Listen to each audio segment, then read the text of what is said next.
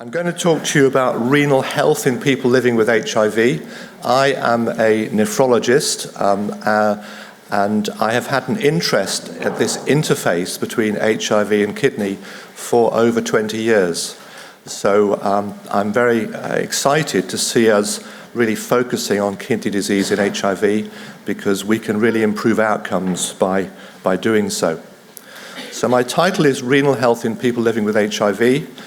I include a disclosure slide here. It just reminds me to say to you that all my slides are going to be available to you after the meeting via the website. The talk I'm going to give will cover the following topics. I will talk briefly about renal disease and give you some basic considerations. I'll talk about monitoring kidney health in the context of the HIV clinic. I'll talk about renal disease that we see in people living with HIV. And then I'll focus to some extent on the antiretroviral therapy choices we have and how that influences risk and outcomes in kidney disease. And then I'll summarize everything in a single slide at the end, which is your take-home message from my talk. First of all, stratifying renal risk and assessing renal function. Over the last 5 years or so, we have made this a two-dimensional process. We did begin by having a sense that we stratified kidney disease by these stages of estimated GFR, from G1 to G5 getting worse. And this has been a really valuable way of assessing kidney disease. But in the last 4 or 5 years, we have added another dimension, that is the level of proteinuria to the assessment. So we are now hoping to see the baseline and monitoring of renal disease, not only with estimated GFR, but also with a quantification of proteinuria. And the best quantification for risk analysis is by albumin-creatinine ratio, or ACR. And you can see this divided into the 3 categories, A1, A2, and A3. The advantage of this second dimension is particularly seen if you look at the middle range of GFR, where the ACR maps very strongly to how dark these squares are. And the dark squares indicate risk both of serious progression of kidney disease to need dialysis, but importantly, risk of cardiovascular events and mortality. So our objective in care for HIV patients is to keep them at the top of this chart as far as we can, on the left-hand side, and to recognize when people do progress here that there's a risk of moving down to the right and to the bottom, and serious kidney disease and cardiovascular risk. Now, if we map the HIV population into that format, we have here data from Japan, where a cohort of HIV patients have been prospectively classified using that risk analysis. And I won't go through all the numbers here, but you can see, looking at the summary of this, that approximately 14% of patients are in risk groups. They're outside the green squares. Japan is a country with good renal health and good cardiovascular health, and I'm quite sure that this study we've performed in Europe would show greater than 14% outside the green squares. And I'm working with colleagues in the UK at the moment to reproduce this data for the UK population living with HIV. So how should we be monitoring renal function and pathology? Here is, if you like, the complete picture. We would be wishing to assess glomerular filtration, glomerular health, and tubule function. And I'll focus down in a moment. In terms of glomerular filtration, the practical fact is that we're locked in to creatinine-based estimates of GFR. And that is the basis for almost all of the risk data that we have. In the future, I think we're going to see cystatin C used for this purpose, but I don't think we're going to see actual GFR as part of routine clinical practice because it remains cumbersome and time-consuming. For glomerular health, we have a very simple assessment of proteinuria, and we can do that by measuring albumin in ACR or total protein in PCR. and I'll come back to those two in a moment. And then if we are concerned about tubule function, we can look into more detail as to the tubule function markers, which I indicate there. But in practical terms, in follow-up for HIV care, we're looking at measuring estimates of GFR and an estimate of proteinuria in order to risk assess the patients for treatment choices. Now, to turn to proteinuria briefly, we have a slight dichotomy here because in my practice in a renal clinic, most proteinuria is from glomerular disease, diabetes, hypertension, IgA nephropathy, etc. But in controlled HIV care, most proteinuria is from the tubules. That is because both HIV itself and ART therapies have a signal of subclinical tubule stress. Now, in terms of our practical monitoring of proteinuria, I do think that dipstick is an extremely good part of your practice because it's a good screen for proteinuria, it's very sensitive, and it carries more information than just the protein in the urine. So whilst we are encouraged by guidelines to quantify proteinuria with ACR and PCR, I would also encourage the use of the dipstick as a screening maneuver in HIV clinics. Now, if you are wanting to look into detail at this, the UACR and the UPCR can be combined together to measure the ratio of A to P, the albumin to protein ratio in the urine. And this can be of value because, as I said to you, in most renal diseases, the albumin is the majority of the protein and the UAPR is above 0.5, and 0.6 is typical of glomerular disease. And in the HIV clinic, this is quite different. An APR less than 0.4 indicates tubular proteinuria. And in the King's series, looking at proteinuria in our HIV care patients, the mean APR was less than 0.2, indicating a dominance of tubular proteinuria in that setting. But to come to the practicalities, who we should be concerned about in the follow-up of patients with HIV. These are the numbers that I think we should be concerned with. First of all, the present function.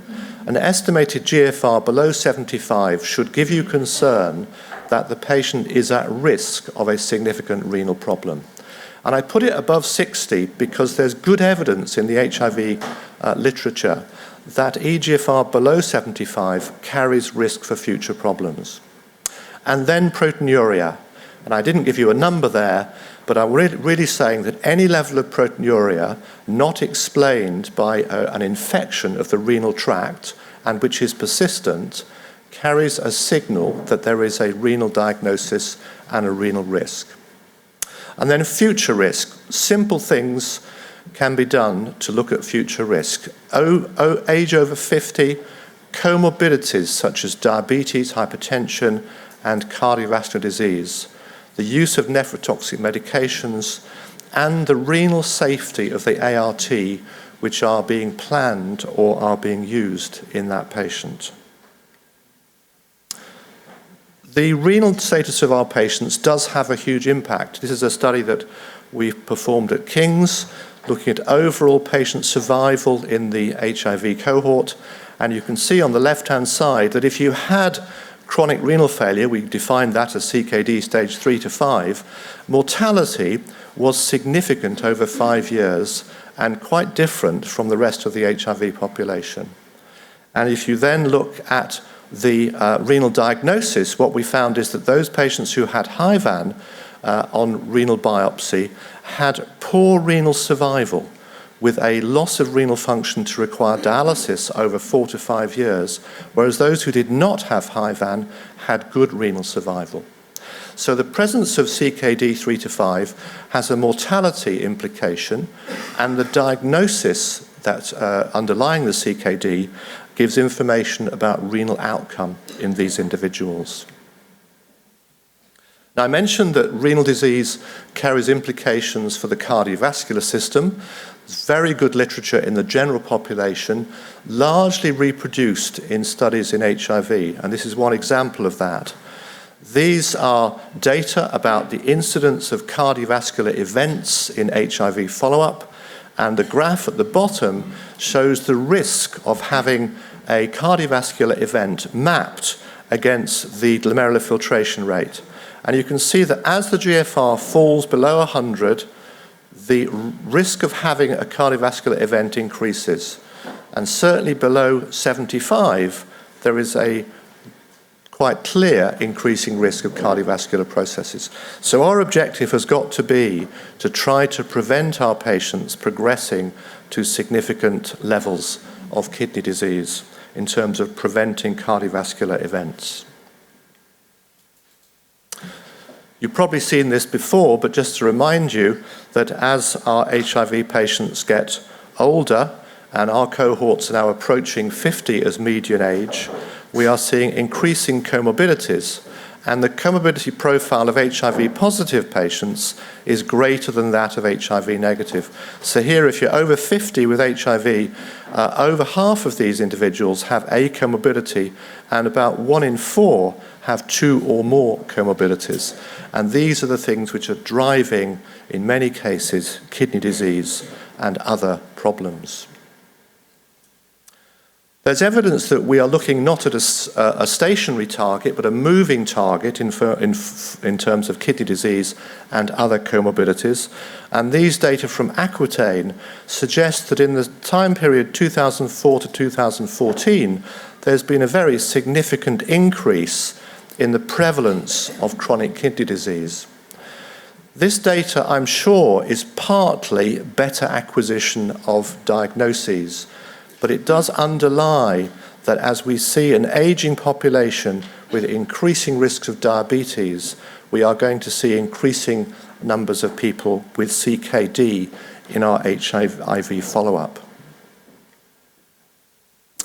These were the data from EuroCEDA from some years ago, indicating the incident CKD in HIV follow-up in Europe.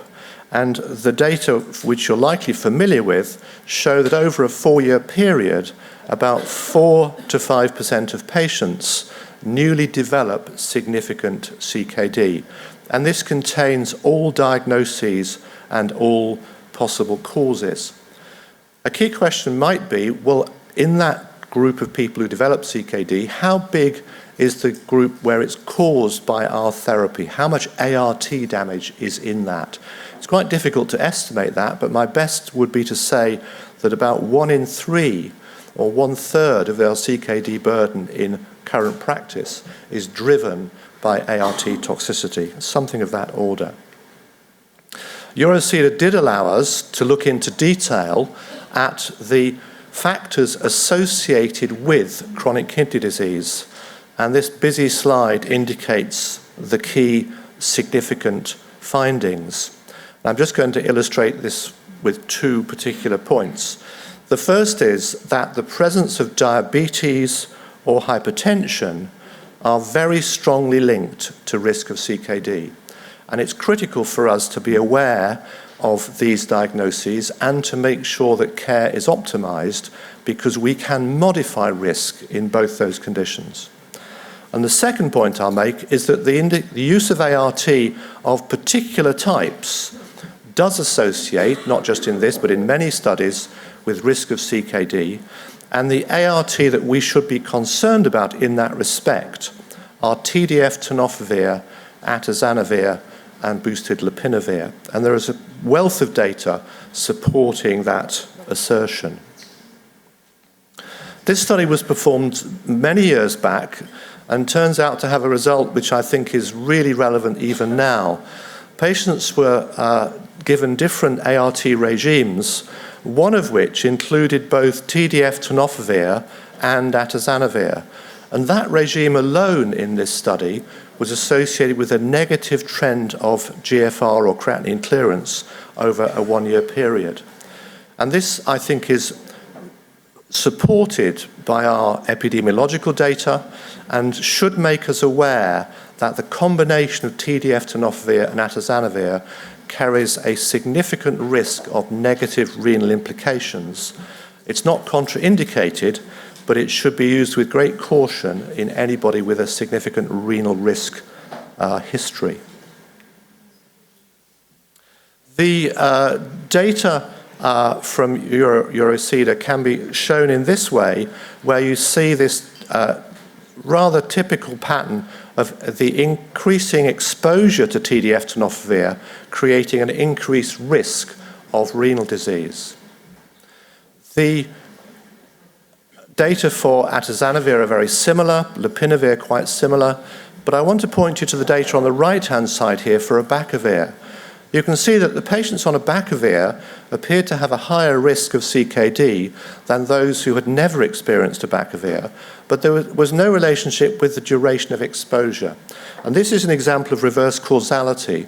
The patients on abacavir have a higher risk of CKD because they were regarded as high risk and therefore given abacavir by clinicians. And this conclusion has been supported by a number of different studies, and abacavir itself does not carry a risk of development of CKD. The drug appears to have a very benign profile in terms of CKD, unlike TDF-tenofovir. There's some controversy about protease inhibitors and renal risk.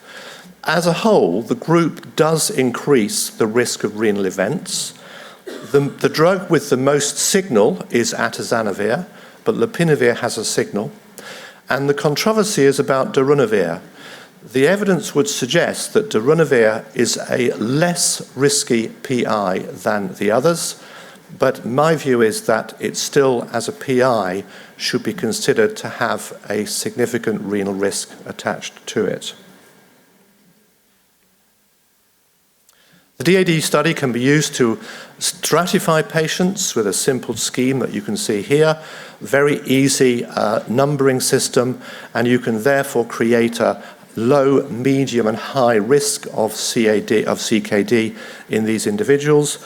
And I think this does have value, because if you then look at the likely outcomes following treatment, here, for example, you will see that where you have patients who are in the DAD high-risk group, and you give them regimes including these risk ART, such as atazanavir, lopinavir, TDF-tenofovir, the number you need to give the patient this regime to harm somebody goes down to the order of 10 to 30 over a 5-year period, probably levels of harm that we wouldn't wish to see, and therefore these regimes should be avoided if at all possible, particularly in patients who are DAD high-risk category.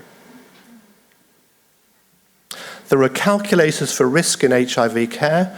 The DAD data is available through Copenhagen University, and data from the VA in the States is available through the UCSF website. I think these are worth looking at to see whether they would help your practice, but I won't go into detail about them today. I will just add, though, that the UCSF data is based entirely on male patients, and therefore strictly a female individual shouldn't be assessed using that database. There is a significant risk in TDF treatment of tubulopathy, and in perhaps 1 to 2% of patients, this can progress to a serious problem of Fanconi syndrome, illustrated here with a renal biopsy showing severe interstitial and glomerular renal damage. We studied this in King's recently and published this work, suggesting that if you look at the previous trend of GFR, you can begin to predict who is at risk of developing a TDF-associated syndrome.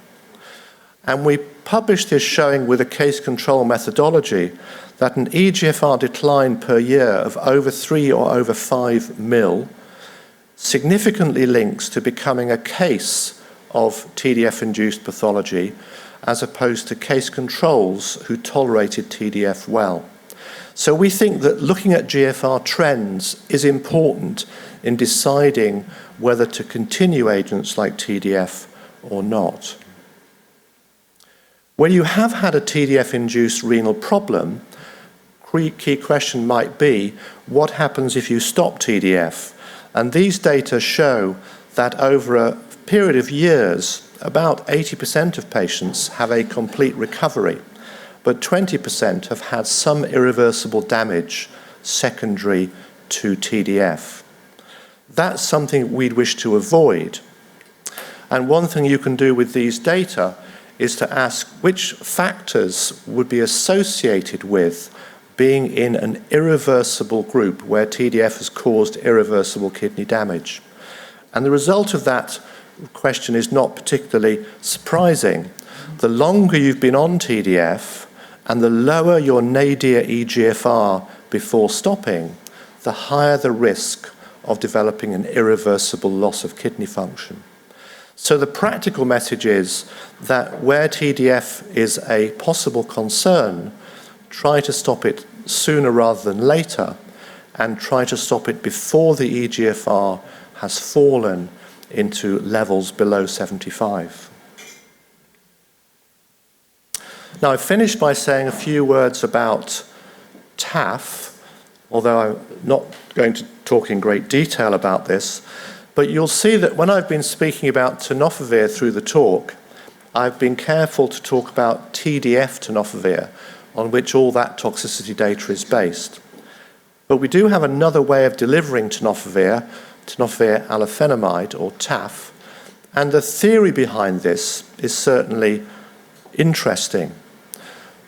The use of TDF is associated with significant amounts of free tenofovir in plasma because TDF is unstable.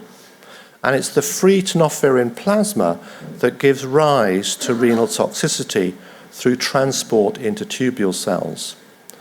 TAF has the advantage, theoretically, pharmacokinetically, that it has great plasma stability and releases little free TFE into plasma, and that should cause less or negligible renal toxicity. And it turns out, and I won't describe all the studies, that it looks as if TAF is able to provide the therapeutic effect of tenofovir without developing any of the renal complications of TDF. And it's therefore a significant move forward in our ART armory. I'm aware that TAF is in some countries not available, and in many countries is limited in availability because of cost. And I think the key message in terms of clinical use is to focus the use of TAF in patients where there is significant renal risk, as I've described in my talk so far. I'll just show you one example of the data. This is a biomarker study. It's not about clinical outcomes, but it's what I think underlies the reason that this is a significant advance.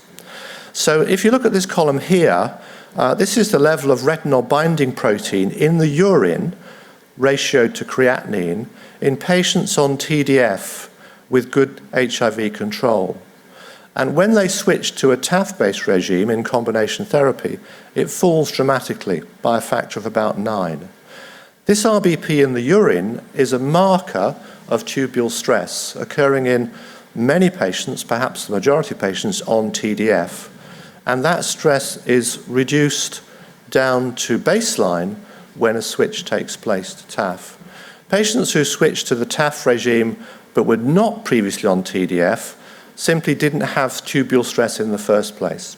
So what we're seeing is the ability to deliver tenofovir to the HIV without delivering the renal stress to the renal tubule.